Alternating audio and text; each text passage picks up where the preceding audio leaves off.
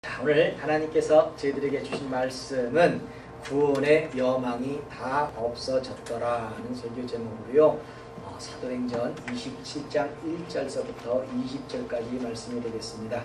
오늘 저희들이 봉독할 성경은 1절, 2절, 뒷부분 19절, 20절을 교독하도록 하겠습니다. 제가 먼저 읽고요. 우리 20절은 다 같이 읽습니다. 우리의 배 타고 이탈리아로 갈 일이 작정됨에 바울과 다른 죄수 몇 사람을 아구 사도 대백부장 율리오란 사람에게 맡기니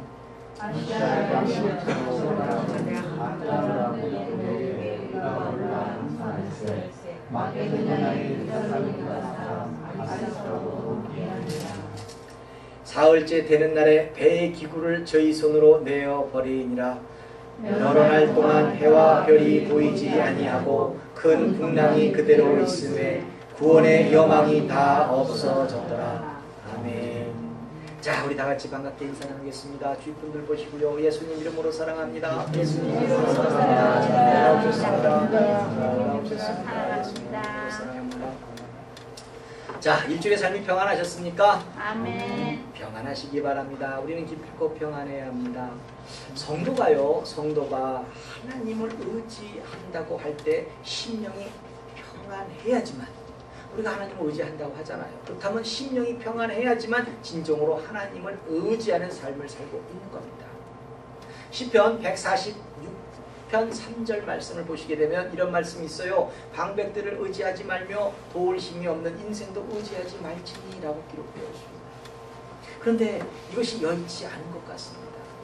하나님을 믿는다고 하면서 세상을 바라보고 또 세상을 판단하고 또 실망하고 좌절하고, 성도가 그렇게 살게 되면, 그렇게 살아간다면 하나님을 믿는 것이 맞습니까?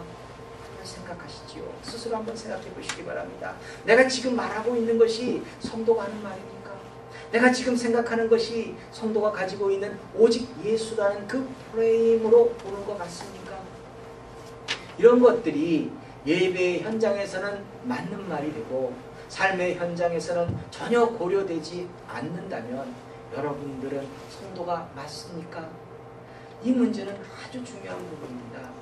정확한 인식이 있어야 믿음이 성숙되고 또 변화를 가질 수 있다는 겁니다. 우리가 믿음이 성숙되고 변화를 가질 때 하나님은 우리로 더 큰 축복의 열매를 누리게 하실 수 있다는 겁니다. 그래서 성도는 항상 이런 모습으로 살아가야 한다고 생각합니다. 고린도후서 5장 7절의 말씀입니다. 이는 우리가 믿음으로 행하고 보는 것으로 하지 아니함이로라. 아멘. 여러분들 믿음으로 승리하시기 바랍니다. 보는 것으로는요, 허상이에요. 여러분들 이 보는 것으로 다가오는 여러 가지 압박, 삶에서의 여러 가지 두려움, 이 모든 것이 사실은 허상입니다. 그야말로 저희들은 그 허상 때문에 넘어져서는 안 됩니다. 왜? 우리는 믿음의 자손이고 하나님을 믿는 그야말로 성도이기 때문에 허상을 보고 쓰러지면 안 됩니다. 세상 보지 마시고요. 하나님의 말씀으로 승리하시기 바랍니다. 이런 믿음의 축복이 일주일 내내 충만하시기를 예수님 이름으로 축원합니다. 아멘. 오늘 말씀은 사도 바울 일행이 로마로 가는 여행 일정을 말씀하고 있습니다. 하나님의 계획 가운데 사도 바울은 로마로 가는 겁니다. 다 아시죠? 사도 바울이 로마에 가야, 그래서 그곳에서 복음이 증거되어야 그곳에서 사건이 일어나는 거죠. 엄청난 사건이 313년에 그리스도를 공인하는 계기가 되는 거죠. 그것에 씨를 뿌리는 귀한 일입니다. 그렇다면 하나님은 이 여행만큼은 바울에게 조금 안락한 여행 환경을 주시면 좋지 않을까 싶으시겠지만 여전히 우리는 하나님의 지혜에 이르지 못합니다. 저와 여러분들이 믿는 하나님은요, 우리의 상식으로는 판단할 수 없습니다.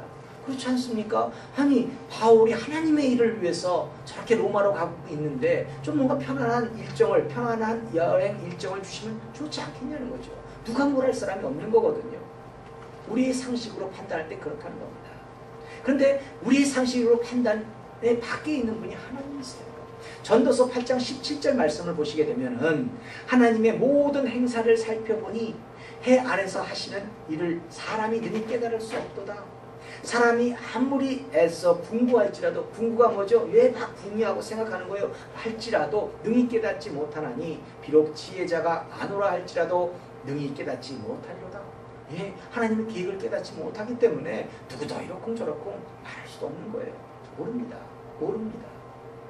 성도는요, 하나님의 말씀을 묵상하고 우리가 조금 더 깨닫게 되는 것은 세상에 다른 것이 아니에요. 우리가 하나님의 말씀 가운데 성경에 기록된 대로 살다가 보면 우리가 조금 알 수 있는 것은, 희미하게나마 조금 알 수 있는 것은 안개 속에서 우리들의 삶의 모습을 돌아볼 수 있는 겁니다. 이것도 참 힘든 거예요. 우리도 우리의 삶의 모습에서 하나님의 말씀 가운데 살아간다고 하지만 내가 지금 제대로 살고 있는가를 분별할 수가 없을 정도로 사실 희미합니다. 그러나 또 하나님의 말씀을 많이 묵상하고 또 성경에 기록된 대로 조금씩 살다 보면, 아, 하나님의 계획하심이 이런 거였구나, 하나님이 우리들로 하여금 축복하시는 그 길이 이런 모양이었구나를 조금은 볼 수 있다는 거죠. 그런데 우리의 현실은 하나님을 예배하고 하나님께 기도하면서도 또 하나님을 찬양하면서도 삶은 항상 엉뚱한 방향으로 간다는 겁니다. 이게 문제인 거죠. 이런 점에 대한 새로운 인식이 있어야 됩니다. 왜 우리들의 삶은 하나님께 예배하는 자로서의 합당한 삶은 안 되고 항상 내가 판단하는 대로 살아갈까? 라는 부분, 한번 뭔가 부딪혀야 된다는 거죠. 이것이 새로운 인식이 있어야, 이런 점에 대한 새로운 인식이 있어야 우리는 승리할 수 있다는 겁니다. 우리는 믿음이 성장할 수 있다는 겁니다. 오늘 말씀 중에 이러한 부분들을 새롭게 인식하시기 바랍니다. 우선 오늘 본문 말씀을 먼저 살펴보시면요, 본문 1절에 보시면 하나님은 바울의 일행을 로마로 인도할 사람으로 아구사도대의 백부장, 그렇죠? 아구사도대의 백부장 율리오란 사람에게 맡기셨습니다. 그리고 바울은 본문 2절을 보시면 마게도니아의 데살로니가 사람 아리스다고도 함께하니라 하는 것으로 보아서요, 그렇죠? 바울이 같이 로마로 가고 있는 그 일행은 누가? 이 사도행전을 지은 누가? 그 다음에 아리스다고와 함께 이 가이사라를 출발해서 본문 3절에 보시면 시돈에 대니, 가이사라하고 시돈은 바로 옆이에요. 바로 옆에 시돈에 대니 그곳에서 율리오가 바울에게 친절히 하여 친구들에게 가서 대접받음을 허락하더니, 이렇게 얘기하고 있어요. 그러니까 이 벌써 율리오는 천부장으로부터 모든 지시를 받은 거죠. 정중하게 모시고 가라. 뭐 이렇게 막 묶어가지고 뭐 채찍질하면서 그런 식으로 하지 마라. 이 로마 시민권자다. 뭐 이런 얘기까지 다 정보를 줬던 거겠죠. 아무튼 정중하게 이렇게 대접을 받습니다. 그러고 난 다음에 본문 5절에서 보시면 이 출발을 하는데 길기야와 밤빌리아 바다를 건너 루기아의 무라성에 이르러, 그렇죠. 여기에 도착해가지고 다시 바울의 일행은 배를 갈아탑니다. 그러니까 배를 갈아타고 본문 6절에서 보시면 알렉산드리아 배를 만나 우리를 오르게 하니, 그렇죠. 배를 갈아타요. 그러고 난 다음에 본문 7절에서 배가 더디가 여러 날 만에 간신히 니도 맞은편에 이르러 풍세가 더 허락지 아니하므로, 그러니까 막 바람이 영 소련치 않은 거예요. 풍세가 더 허락지 아니하므로 살몬의 앞을 지나 그레데 해안을 의지하고 행선하여, 본문 8절에서 그 연안을 지나 미양이라는 곳에 이르니 라세아 성에서 가깝더라 라고 말씀하고 있다는 겁니다. 그렇죠. 사실 본문이요, 그냥 어느 항에서 출발해서 어디를 거치고 지금 어디 다시 하고 뭐 이런 얘기들이에요. 왜 가만 보면 이거 뭐 사실 이게 은혜의 말씀일까? 이것이 지금 우리들로 하여금 어떤 도전을 주시는 말씀일까 싶으시지만 하나님의 말씀은 다 이유가 있어요. 이것에서도 이 말씀 가운데서도요, 하나님은 우리들에게 주시는 아주 귀한 메시지가 있다는 거죠. 아무튼요, 이 미양에 도착합니다. 그러고 난 다음에 바울과 그의 일행은 상황을 특히 이제 바울을 살펴보는 거죠. 그래서 본문 9절에서 여러 날이 걸려 금식하는 절기가 이미 지났으므로, 지금 바울은 근거 있는 소리를 하는 거예요. 지금 우리 항해가 늦어졌지 않니? 그러다 보니까 지금 금식하는 절기가 이미 지났어. 그러니까 이 말은요, 금식하는 절기는 9월 하순과 10월 초순에 해당하는 날입니다. 근데 특이하게도 그곳 지역은 뭐 지금도 마찬가지랍니다만 지중해 이 해역에는요, 이 시기부터 다음해 3월까지는요 순식간에 그냥 광풍이 막 불었던 겁니다. 그러니까 아주 그 시기에는 이 겨울바다라는 얘기가 되는 거죠. 이 겨울바다에는 엄청나게 이 파도가 좀 세고 바람이 좀 셌던 거예요. 그러니까 그때는 대부분 잘 움직이지 않았습니다. 그래서 바울은 제안을 해요. 지금 떠나게 되면 좀 곤란하니까 바울이 본문 10절에서 말하되 여러분이요 내가 보니 이번 행선이 하물과 배만 아니라 우리 생명에도 타격과 많은 손해가 있으리라 하고 권고를 하게 됩니다. 좀 이따 떠나자. 이게 좀 지금 광풍이 부는 시절인데 시절이 하어수선하니 조금 기다렸다가 떠나자라고 이렇게 제안을 했던 거예요. 그런데 백부장 이 율리오는 선주와 이 선장의 말을 더 믿었습니다. 네, 뭐 나름대로 배에 관해서는 그 사람들이 더 권위가 있다고 생각했겠지요. 뭐 당연한. 그러니까 항상 보면요, 우리가 상식선에서 하나님을 믿는 사람들은요, 이 상식선에서 모든 걸 보면 오류하기가 쉬워요. 물론 이 바울은 상식선에서 얘기한 게 아니라 하나님의 음성을 듣고 얘기한 거겠죠. 조금씩 쉬었다 가면 어떨까라고 얘기를 했겠죠. 근데 이 율리오는 거의 선주, 뱃사람이거든요. 나름대로 이 바다를 아는 사람들이 야, 좀 가자. 뭐 이런 식으로 얘기를 하는 거예요. 그 이유는 미항이 과동하기가 어려워서예요. 네, 결국은 이 겨울 나기가 어려웠기 때문에 움직이자는 거였죠. 그래서 본문 12절에 보시면 아무쪼록 베닉스에 가서 과동하자 하는 자가 더 많으니 베닉스는 그레데 항구라 한편은 동북을 한편은 동남을 향하였더라라는 것이에요. 그러니까 이곳이 더 겨울을 나기에는 좋은 항구였던 거예요. 그래서 바울의 일행은 출발을 합니다만 본문 10절에서 14절에서 보시면 얼마 못 돼요. 섬 가운데서 유라굴로라는 광풍이 대적하니, 그러니까 광풍이 일어나 버린 거예요. 그 이튿날 못 견디니까 세공들이 뭐예요? 짐을 다 바다에 풀어 놓는 거죠. 도저히 이제 뭐 배 무게라든지 배가 이렇게 균형이 유지가 안 되니까 있는 걸 다 버리는 거예요. 예. 또 심지어는 뭐 그때서부터 14, 15, 16 계속 그 얘기예요. 그냥 버리고 그냥 막 좌충우돌하는 그 얘기를 묘사하고 있어요. 그래서 심지어 배 기구를 저희 손으로 다 내어버립니다. 그러면서 오늘 보면 마지막 20절에서 배에 오른 이들은, 배 속에 있는 모든 사람들은 큰 풍랑이 그대로 있으면, 지금 며칠 동안 계속 풍랑이 있으니까 그대로 있으니까 구원의 여망이 다 없어졌더라 하는 거예요. 아이고 이제 난 죽었구나. 우리들은 이제 다 죽을 수밖에 없겠구나. 뭐 그런 거거든요. 그렇죠? 예. 자, 오늘 본문 말씀은 여기까지거든요. 이걸 다시 지도를 통해서 정리하게 되면 이렇게 돼요. 지도를 한번 보여주실까요? 자, 보시면요. 여기가 지금 가이사라예요. 그 다음에 두로, 시돈. 그러니까 시돈에서 지금 배를 갈아탑니다. 그러면서 이쪽에 길리기아, 반빌리아 이쪽을 거쳐서 가요.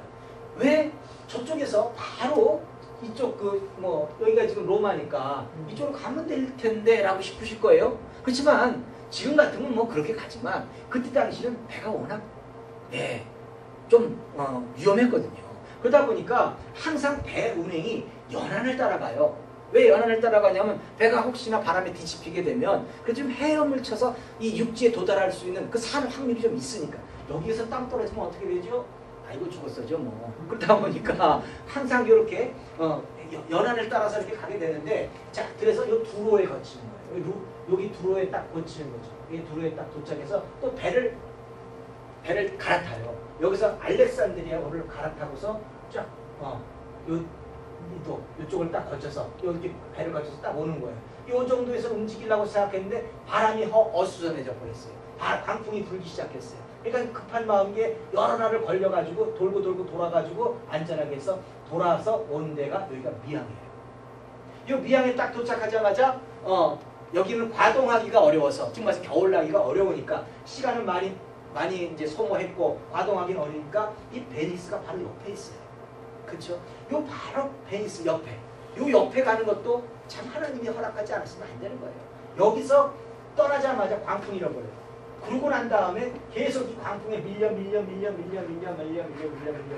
와가지고 오늘 본문 말씀은 여기까지인 거죠. 모든 걸 다 버리고 선장이 아무튼 다 하고 난 다음에 그야말로 이제 구원의 그 소망이, 여망이 없어졌더라는 시점이 딱 여기가 돼버리는 거예요.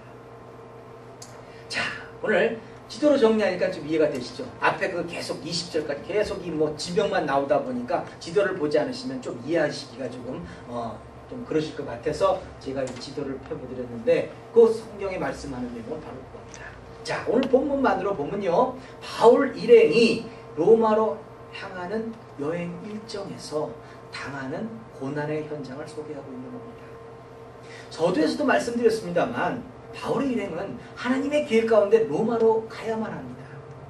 하나님의 계획 가운데 로마로 가야 하나님의 일을 감당할 수가 있습니다.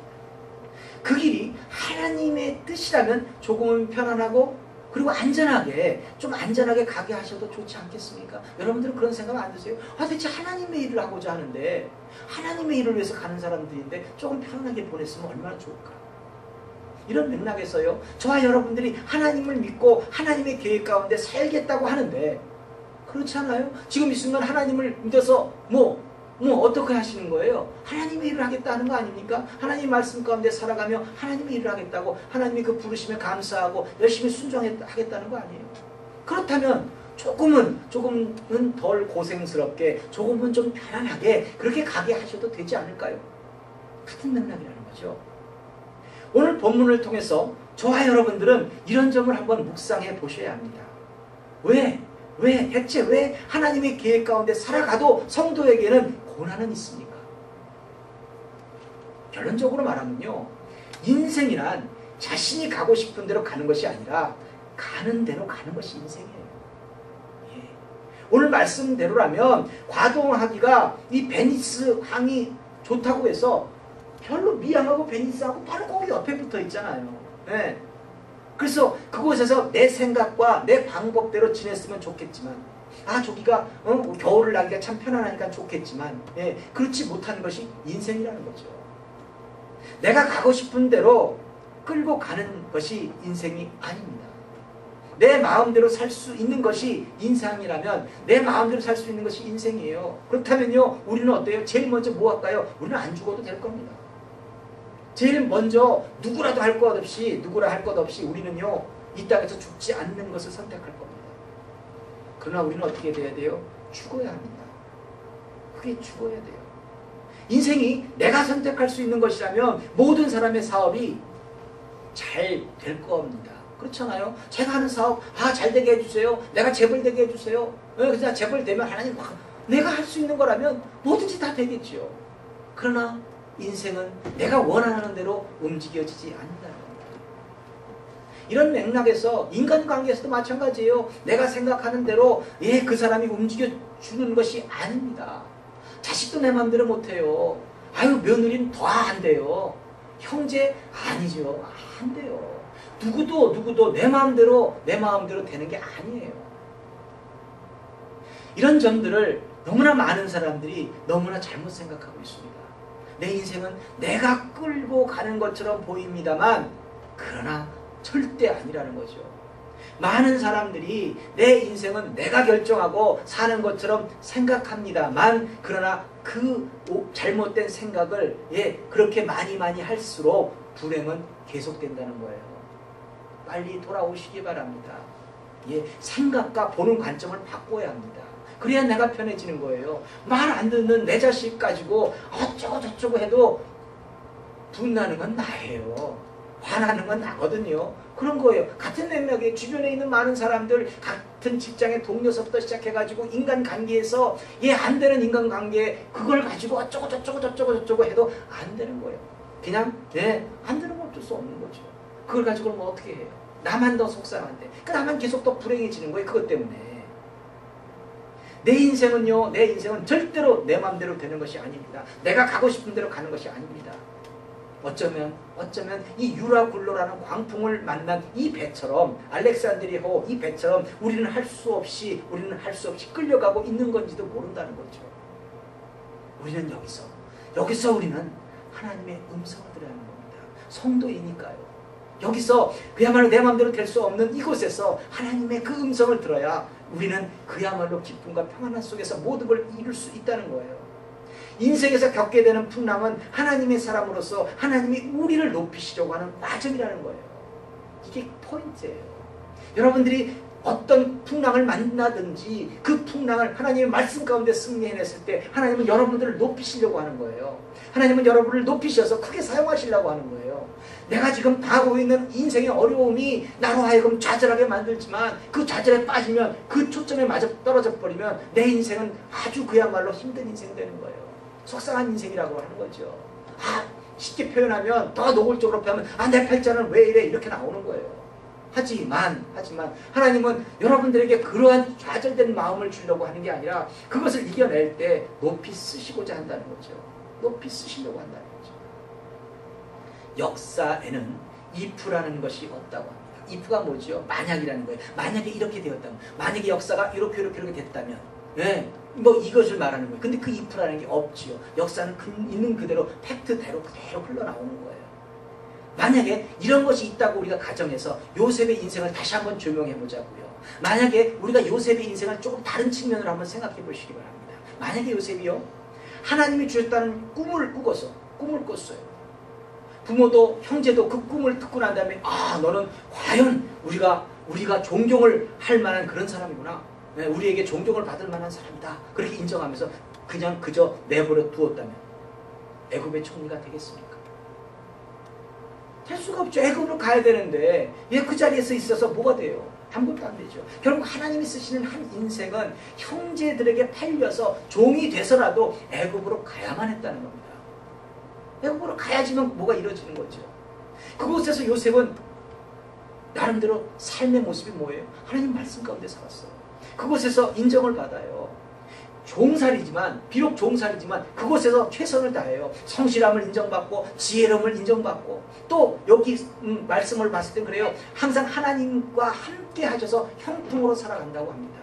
창세기 39장 3절 말씀이에요. 창세기 39장 3절 말씀의 기록을 보면 그 주인이 누구죠? 그 주인이 여호와께서 그와 함께 하심을 보며 또 여호와께서 그의 범사에 형통케 하심을 보았더라. 이렇게 얘기를 해요. 형통했던 거죠. 뭐예요? 최선을 다했으니까. 하나님 말씀 가운데 살았으니까. 대부분의 성도들이 종살이 하는 것이 무슨 축복입니까? 여러분들 그런 시야로 바라보면 여러분들 모든 것이 다 어두운 쪽으로 보게끔 돼 있어요. 대부분의 성도들이요, 자신이 처한 괴로운 것에만 집중함으로 자신의 인생을 제대로 보지 못합니다. 요셉의 인생이 여기서 끝납니까? 과정이에요. 여기서 끝나지 않아요. 성도의 인생이 광풍을 만나서는 그렇게 끝나는 것입니까? 아니라는 거죠. 여러 가지 험난한 일이 있다 할지라도 그렇게 끝나는 게 아니에요. 여러분들이 이것이 끝이다, 아니다, 내 끝이다 라고 생각하면 바로 그것이 끝이에요. 하지만 여러분들이 이것은 과정이다 라고 한다면 그곳에서부터 여러분들은 뭐 해야 돼요? 하나님의 음성을 들어야 되는 거죠. 하나님의 음성. 여기서 하나님의 음성이라는 것이 뭔가 기사와 표적이 일어나고 천둥과 번개를 쳐가지고 너는 이런 것을 축복받을 테니 이런 거 아니에요. 뭔가 또 색다른 꿈을 줘가지고 꿈을 내가 꿨는데 그것이만 이거 아니에요. 이런 것으로 하나님의 음성이 올 것이라고 판단하지 마세요. 기대하지 마세요. 그런 거 없어요. 대부분 자기가 그냥 그런 쪽으로 보는 거죠. 성경이 왜 있습니까? 옛날에 성경이 없을 때는 많은 선지자들을 통해서 하나님의 말씀을 알려주시기도 하고 또 길을 제시하기도 했어요. 다 읽어보신 내용이잖아요. 그러나 이 신약의 시대에는요, 여러분들의 심령에 성령이 전이에요. 그렇죠? 그렇다면 뭡니까? 여러분들이 이 속에서, 이 상황에서 하나님의 음성을 들을 수 있어야 된다는 거예요. 그냥 뭔가 기사와 표적이 일어나는 게 아니라는 거죠. 내가 임한 이 유라굴라와 같은 광풍을 통해서도 하나님은 성도가 하나님의 말씀대로 살아갈 때 여기서 창세기 39장의 말씀대로 형통하게 만드시는 겁니다. 이게 중요한 포인트예요. 하나님과 함께 하심을 여러분들 보세요. 자, 다시. 하나님과 함께 하심을 누가 봐요? 여기서 그 주인이 봐요. 그 주인이 누구예요? 이 주인이 누구예요? 이거 시위대장 보디발이잖아요. 시위대장 보디발이 보는 거예요. 사람이에요. 이 사람이 무슨 영적인 인물이라고 요셉을 딱 보라보니까 네가 여호와께서 그와 함께 하심을 본 이렇게 되는 건가요? 아니죠. 이 사람이 본 것은 옆에 하나님이 쫄쫄쫄 따라다니는 그런 걸 본 게 아니라 요셉의 행동이, 삶의 모습이 항상 하나님의 말씀대로 행하고 있으니까 종살이를 하면서도 하나님 말씀대로 살아가니까 아, 이 사람은 하나님과 함께하는 사람이다. 예, 그렇게 표현한 것뿐이에요. 이런 표현이 있잖아요. 요한복음 1장 14절 예, 말씀이 육신이 되어 예수님이 오셨어요. 말씀대로 사시니까 그 예수님만 보더라도 그 삶의 모습이 그냥 말씀이에요. 같은 맥락으로 요셉도 하나님의 말씀대로 그 어려운 환경 속에서 그렇게 살아가니까 저 사람의 삶의 모습이 그야말로 하나님이 말씀 그대로예요. 그러니까 어떻게 돼요? 인정해 주는 거죠. 믿어주는 거죠. 그러니까 자기 와이프 아니고선 자기 집사람 아니고선 모든 걸 다 맡겨버리잖아요. 그런 거예요. 자, 이 더구나 이 요셉에게 다가온 광풍. 지금 현재 이 사람은 하나님과 함께하는 사람이었어요. 그럼에도 불구하고 강풍은 또 일어나요. 네, 이것으로 끝이 나지 않는다는 거죠. 요셉은 악한 모양을 거부함으로 누명을 씁니다. 아니, 부인이 잠자자 할 때 싫다고 했잖아요. 과감히 뿌리쳤잖아요. 그것이 지금 어떻게 되는 사건인지 몰라도 지금 요셉이 간 건 뭐죠? 요셉이 한 거는 하나님 말씀대로 한 거예요. 다른 거 아니거든요. 그것이 앞으로 자기 인생에서 어떤 데미지를 주고 자기가 어떤 고난을 겪는다 할지라도 이 사람은 하나님 말씀 가운데 살아냈어요. 요셉이 하나님 말씀대로 살아냈지만 어떻게 보면 또 억울한 누명을 쓰고 참혹한 환경을 맞이합니다. 이럴 때 대부분의 사람들은 어때요? 내가 말씀대로 살았는데 하면서 절규하고 싶죠. 진짜로 난 하나님 말씀대로 살았음에도 이렇게까지 철저하게 배신을 당하는구나 싶겠지만 어떻게 보면 요셉은 지금 보디발에게 배신당한 거예요. 날 믿어주면 될 거 아니야.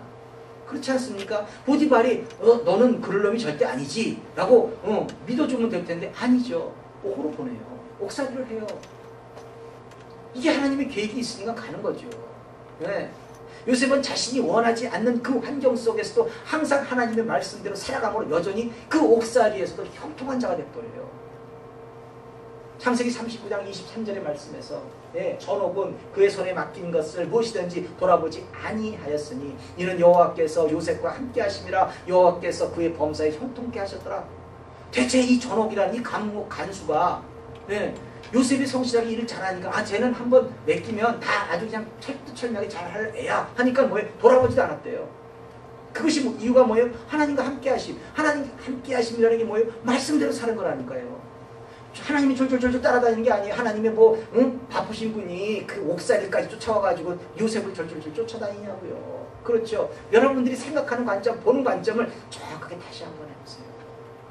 종살이와 옥살이가 우리가 보기에는 참혹한 현실이라 할지라도 요셉은 하나님의 말씀을 가지고 승리한 거예요.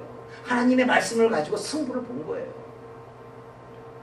자, 여기서 우리 다시 한번 우리를 생각해보자. 여러분들은 어떻습니까?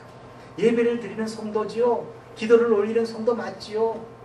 이런 과정을 통해서 하나님은 우리로 크게 그릇을 만들고 있어요. 예배를 통해 선포되는 말씀을 통해서 우리가 다시 한번 은혜를 받고 새로운 결단을 하고 뭔가 이렇게 지금 하나님은 계속 우리들로 하여금 크게 쓰시고자 지금 하시고 있다는 거죠. 그런데 왜 형통이 없습니까? 근데 왜 형통이 없는 거예요? 고난 가운데서도 왜 우리는 하나님의 그 은혜로 즐겁지가 않습니까? 이거 언제 끝나? 저 인간 이거 싫어. 이 속에서 살아가잖아요. 왜 그러냐고요? 이유는 한 가지예요. 여러분들의 삶에서는 말씀이 없다는 거예요. 여러분들의 삶에서는 말씀대로 행하고 있지 않다는 거예요. 하나님의 말씀대로 살지를 않기 때문에 하나님과 함께 하심이 없기 때문에 요셉처럼 형통이 없는 거예요. 이대로는요, 고생은 고생대로 하고 열매는 누려보지도 못하고 그냥 열매가 멀어질 뿐이에요. 그렇게 사는 사람이 한두 사람이간요. 예수 믿는다고 다 못 얻게 돼요? 아니요. 이쯤 하면 여러분들 이런 생각이 드실지 모릅니다. 내가 뭘 어찌했기에, 내가 뭘 어쨌다고, 난 그래도 하나님 말씀 가운데 살았는데 스스로 생각해 보세요. 예배를 드리고는요, 분을 품고 기도를 하고는 더 싸우고 의심하고 자신의 것을 주장하고, 특히나 사단은 아주 이런 걸 좋아해요. 우리 흔히들 많은 사람들의 얘기 통해서 얘기 들어요. 기도원에 가서 뭔가 은혜를 받고 기도원에서 열심히 기도하고 내려오자마자 그냥 싸워요. 그냥 떨쳐먹는 거예요. 그냥 끝나는 거예요. 한순간이에요. 이 모든 은혜를 깨는 거는 순간이라는 거죠. 그럼 우리는 매 주마다 예배 생활을 하면서도 바로 문 나가면 깨잖아요. 그게 우리들의 현실이라는 거죠. 보디발이 요셉을 통해서 보았던 것처럼 여호와께서 그와 함께 하심이라는 것이 이런 삶의 모습은 우리가 아니잖아요. 우리가 바깥에 나가서도 세상 사람들이 볼 때 오 여호와께서 함께 하심이네 라고 보여줄 수 있을 정도로 우리가 말씀 가운데 살아가야 되지 않냐는 거죠. 그렇죠. 예. 어떻게 보면 손해보는 것이라 할지라도 내 것을 주고 예. 너무나 미워 죽겠어도 하나님의 말씀에 기록되어 있으니까 사랑해주고 이런 삶의 모습은 진짜 얼마나 속이 미어집니까? 우리 다 알잖아요. 속이 미어지는 일이에요. 그럼에도 불구하고 하나님이 보시기에는 어때요? 그래도 네가 그 눈물 속에서 그 참혹한 환경 속에서 그거를 지키려고 하는구나 했을 때 뭐가 이게 달라지는 거죠. 그런 거 보여드리지 않고서 하나님 나 기도한 거 아시죠? 나 축복해 주세요. 언제까지요? 속지 마세요. 허상이에요. 여러분들은 하나님이 항상 기도하라고 했으니까 될 것이다. 뭐 예배 드리라고 했으니까 될 것이다. 아니요. 여러분들 그 모든 것을 통해서 여러분들의 삶의 모습이 정확하게 예수님을 인식하고 정확하게 그 예수님 말씀 가운데 살아가지 않으면 아무것도 안 돼요. 이것이 말씀대로 살아가는 거예요. 지금 여러분들은 이것을 하고 있습니까? 하나님 말씀대로 살고 계세요? 안 했으면 거기까지예요. 다른 이유와 다른 변명, 쟤는 이렇기 때문에 안 됐고, 저렇게. 아니요, 그런 거 필요 없어요. 성도의 인생에서 감당해야 할 것은 하나님이 하라고 하시니, 예, 말씀대로 성경의 가르침을 마음에 품고서 행하면서 살아가는다면 그 고난의 현장은 기쁨과 즐거움이 넘치게 될 겁니다. 불평불명할 것도 아니에요. 그렇게 될 때 형통함이 모여져서 머지않아 총리의 자리에 가는 것처럼 요셉이 우리는 성공의 자리로 간다는 거죠.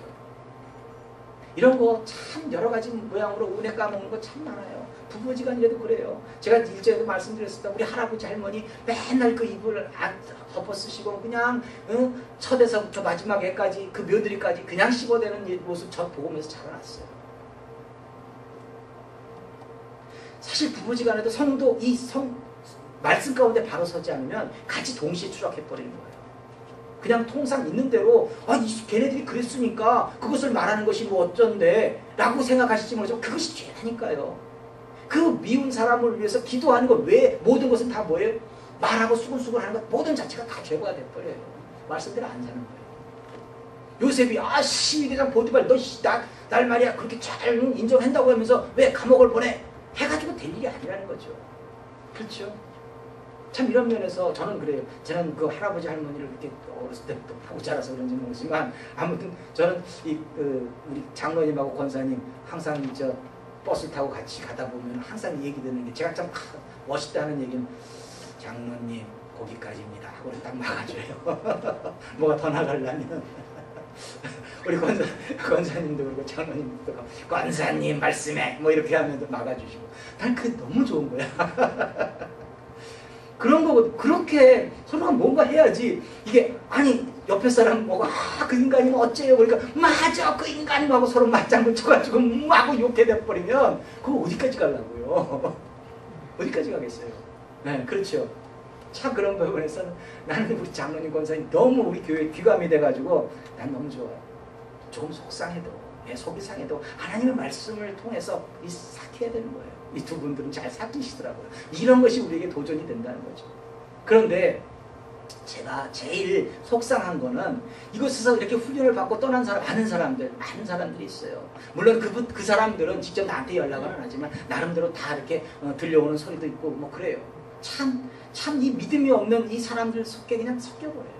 뭔가 이 믿음을 가지고 다른 데로 가서 뭔가 더 이렇게 주변 사람들에게 어떤 영향력을 미쳐야 되는데 자신이 그냥 그 믿음이 없는 사람 속에 섞여버려요. 자신을 지켜내지 못한다는 거죠. 이런 안타까운 삶의 모습을 참 많이 봐요. 분명한 것은 하나님이 일하시는 방법은 우리를 하나님의 계획 가운데 부르시고 일하시는 그 방법은 뭐냐면 세상 사람들과 똑같이 인생에서 풍랑을 주시고 그곳에서 성도가 어떻게 반응하는가에 따라서 그의 인생을 높일 수 있는 곳으로 인도하시든지 아니면 한없는 추락의 세계로 인도하시든지 둘 중 하나가 된다는 거예요. 믿지 않는 사람이 인생에 풍랑이 없나요? 있어요. 믿는 사람도 마찬가지 있어요. 그러나 성도니까 어떻게 반응을 해야 된다. 이게 포인트라는 거죠. 믿지 않는 사람들은 어떻게 반응하든 그건 모르겠어요. 하지만 성도라면 하나님 말씀 가운데 반응해야 된다는 거죠. 그것이 소망이 되기 때문에 그렇다는 거죠. 결국 나에게 있는 인생의 풍랑은요, 내가 선택한 결과예요. 여러분들, 자, 회개. 여러분들 항상 우리가 생각할 때 회개 그럼 무슨 생각을 하냐면, 아, 내가 죄를 지었으니까 회개를 해야지. 내가 뭐 죄사함을 받아야 돼. 뭐 이런 생각하시지만, 회개라는 게 뭐예요? 결국은요, 추락된 그곳에서 다시 시작했다는 그 믿음의 고백인 거예요. 근데 그 추락된 그곳에서요, 예, 무엇인가 우리가 한 삶의 모습, 우리 삶의 모습을 보세요. 옛날보다 뭔가 추락된 그 상황이었다고 한다면, 보세요. 즉, 성도로서의 삶의 모습을 보게 되면 그곳에서도 못해요. 예배는 드리지요. 그곳에서 기도는 하겠지요. 그렇지만 그 추락된 그곳에서도 다른 사람들을 비방하고 판단하고 그렇게 하면 어떻게 되겠습니까? 내 인생 또 추락하는 거예요. 회개라는 건요, 예, 결단하는 거예요. 안 하는 거예요. 예, 말씀 가운데 살겠다고 그리고 다시 올라가려고 하는 거예요. 그게 회개거든요. 근데 거기서 똑같이 반응하게 되면 계속 떨어지는 거예요. 왜 그래요? 저와 여러분들은 성도이기 때문에 그래요. 성도이기 때문에 그렇게 그 한없는 추락의 그 상황에서도 우리는 말씀 가지고 승부를 보아야 된다는 거죠. 여러분들, 이 고난이 습관되게 하지 마세요. 주어진 고난을 습관처럼 받아들이지 마시기 바랍니다. 그럼 내가 그렇지 뭐. 이런 마음 갖지 마세요. 왜 올라서야죠? 알잖아요. 어떻게 하는 방법인지 알잖아요. 내가 어떻게 해야 되는지 알잖아요. 왜 이런 것을 반복하십니까? 알지만 잘 안 되니까 그렇다. 이것도 변명이에요. 그것이 변명이에요. 자신의 인생을 두고서 변명하는 사람을 어떻게 하나님이 쓰시겠습니까? 다른 사람들이 자신을 어떻게 보더라도 난 오직 예수님으로 승부를 보겠다는 사람들이 성도이해야 한다는 거죠. 나를 내가 사랑하지 않으면 누가 사랑해요? 그러면 뻔히 보이는 길인데 또 빠지면 사단의 괴기에 넘어지면 또 그 길로 가야 되는데 그걸 왜 자꾸 가냐는 거죠. 습관처럼. 그걸 쓰시라는 얘기예요. 여러분들의 인생은 귀한 겁니다. 이건 하나님도 알고 계세요. 여러분들을 구원하시기 위해서 하나님의 독생자이신 예수님은 십자가에서, 예, 이 십자가에서 피를 흘리고 물을 다 쏟아내셨어요. 얼마나 여러분들이 귀하면 이걸 생각해 보시라는 얘기죠. 해본 사람은 그래요. 그런데 내가 그것은 믿지만, 예, 내가 그것은 믿지만 난 그렇게 살지 않겠다고 한다면 과연 여러분들은 성도 맞냐는 거죠. 여러분들도 예수님이 지신 십자가처럼, 예, 섬김이 있고 겸손이 있고 나눔이 있고 배려가 있어야 되는 거 아니에요. 근데 난 예수님이 십자가 진 거를 알아. 나를 위해서 십자가 지셨지. 근데 난 그렇게 안 살래. 그러면 여러분들에게 무슨 능력이 되는데요? 여러분들, 이런 사람들 많아요. 대부분 성도들 되면요, 어느 정도 살다 신앙생활 하다 보면, 아, 당신은 구원의 확신이 있습니까? 뭔가 묻는 것이 그렇다고 멋있어 보이죠? 답할 때도 좀 포민하게 얘기해요. 예, 저는 분명히 예, 천국이 있음을 믿습니다. 저는 천국에 갈 겁니다. 라고 대부분 얘기합니다. 그리고 돌아서서는 뭐예요?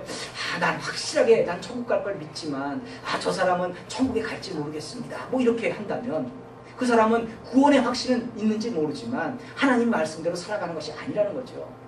왜 그 사람 얘기를 해요? 나만 보면 되지. 마태복음 7장 21절 말씀을 보시면요, 나더러 주여 주여 하는 자마다 천국에 다 들어갈 것이 아니요 다만 하늘에 계신 내 아버지의 뜻대로 행하는 자라야 들어가리라 라고 말씀하세요. 뭐죠? 아이고 나는 천국 갑니다. 여러분 나 천국 갈 거예요. 난 천국에 확신이 있습니다. 아무리 떠들어도 소용없다는 얘기예요. 하나님 말씀 가운데 살아내라는 거죠. 그렇죠? 여러분들이 인생에서 풍랑을 맞고 있다고 한다면 하나님 말씀대로 살아내라는 거예요. 높이시겠다고. 귀하니까. 왜 이 말씀은 여러분들에게 표대가 되지 않습니까? 네? 아버지 뜻대로 행하는 자라야 들어간다.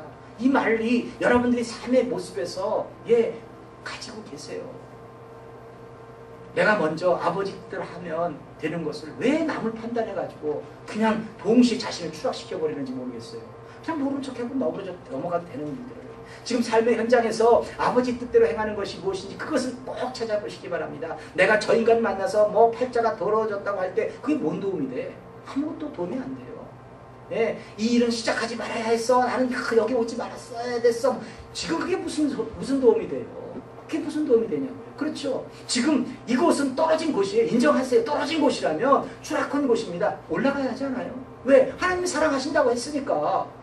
그거라도 승부 봐야죠. 우리가 무슨 남 많은 건강이 있어요. 남 많은 돈이 있어요. 없잖아요. 아무것도. 가지고 있는 거라고 오직 믿음이라고 한다면 그걸로 승부 보시라는 얘기죠. 마찬가지예요. 하나님은 여러분들을 높이기 위해서, 하나님은 여러분들을 그야말로 높이기 위해서, 크게 쓰시기 위해서 애를 쓰시고 있는데 여러분들은 그 은혜를 그냥 다 까먹는단 말이에요. 성도라면요, 지금 그곳에서 하나님과 함께 하심을 만들어내야 해요. 하나님과 함께 하시면 만들어낸다는 게 뭐예요? 다시 말씀드립니다만 말씀대로 사는 거예요. 다른 사람이 볼 때 오, 저 사람은 진짜 내가 개런티해. 예, 저 사람이 말씀이야. 이런 정도의 얘기가 나와야 된다는 거죠. 말씀을 행함으로 승리하시기 바랍니다. 여러분들이 남 때문에 억울한 경우를 당하는 것이 아니라 나를 더 높이시려는 그 하나님의 뜻이 있기 때문에 인생에서 광풍이 일어나고 있는 거예요. 저 사람 때문이 아니라. 제대로 알고 말씀으로 승부하시기 바랍니다. 누구 때문에? 라는 마음은 사단이 주는 마음이에요. 그 허상을 보지 마시기 바랍니다. 오늘 말씀에서도요, 이 바울 일행은 풍랑을 만나요. 풍랑 만나죠. 왜 그렇습니까? 하나님이 바울의 일행을 높이시기 위해서 그런 거라는 거죠. 대체 왜 높이냐고요? 바울과 그 일행을 하나님이 죽이실 의도가 있었습니까? 이분들을 죽이면 안 돼. 그렇잖아요. 하나님이 일을 해야 되는 거니까. 하나님과 함께하는 자는요, 보이게 하시는 거예요. 그 많은 사람들을 위기에 처해서도 다르다는 것을, 예, 여러분들이 풍랑을 맞아도 저 사람은 뭔가 다르구나 하는 것을 그걸 보여주기 위해서, 그래서 높이시기 위해서 풍랑을 사용하신 겁니다. 만약에 광풍이라는 이 죽음 앞에서 바울의 일행들이 말씀으로 의연한 대처가 없었어요. 그래가지고 이거 나 죽겠네, 나 죽겠네, 나 이거 이제 죽었다 하고 먼저 난리를 쳤다고 한다면 하나님의 도구로는 그야말로 우리 속된 말로 쪽팔리는 거예요. 배를 같이 타고 가는 사람이 몇 명? 276명입니다. 한 사람도 죽지 않아요. 왜? 바울과 함께 있기 때문에. 그럼 이들이 결국은 뭐 했겠어요? 생각해보세요. 이들은 결국에 로마에 도착하면 바울이 하나님과 함께 하시다는 것을 확성기를 가지고 체험담을 선포할 거예요. 야, 바울이 안 죽는다 그러니까 진짜 안 죽더라. 그 풍랑 속에서도 우리는 살아났다 하고 자기들이 그 살아남의 그 무용담을 얘기할 거 아니에요. 그렇다면 바울이 높아지잖아요. 바울은 그곳에서 복음을 전해야 될 사람이에요. 하나님과 함께 하시는구나 저 사람들은 하고 먼저 다 선포하게 만들어버리는 하나님의 계획이 있었다는 거죠. 그걸 누가 알았겠어요? 이 풍랑을 들으면서 저 사람들 왜 불쌍하게 만들어 저렇게 고생을 왜 시켜? 라고 할지는 모르지만 하나님은 그것까지 다 예비하시는 하나님이었다는 거죠. 하나님은 이들을 통해서 바울의 일행을 미리 높이시려는 거였습니다. 여러분들은요, 세상에서 쪽팔리지 마시기 바라요. 그러니까 뭐예요? 내가 예수님 믿는 소리 자체를 안 해. 예, 세상의 그 판단에 섞이지 마시기 바랍니다.